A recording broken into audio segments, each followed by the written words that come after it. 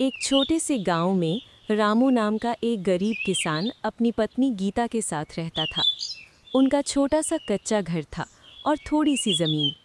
रामू दिन रात खेत में मेहनत करता, लेकिन फिर भी घर में हमेशा तंगी बनी रहती।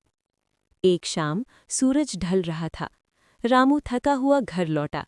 गीता, अब मुझसे ये मेहनत नहीं होती। इतनी मेहनत के बाद भी कुछ नहीं बचता।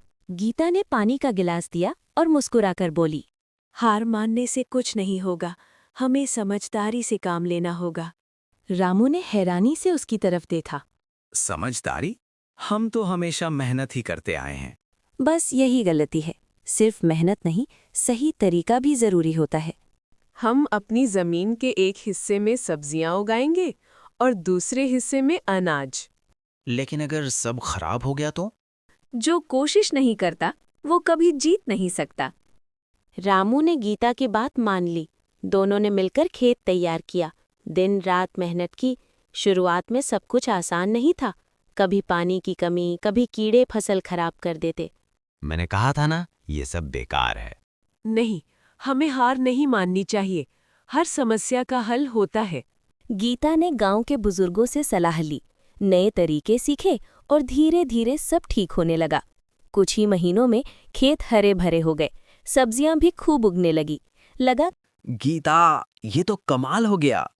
ये हमारी मेहनत और समझदारी का फल है।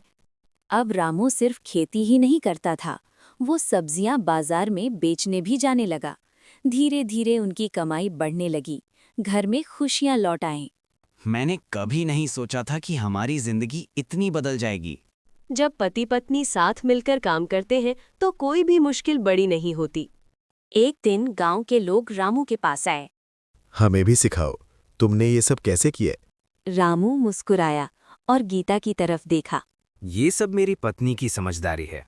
उस दिन के बाद रामू और गीता पूरे गांव के लिए प्रेरणा बन गए। जिंदगी में सिर्फ मेहनत ही नहीं, बल्कि सही सोच और साथ भी जरूरी होता है।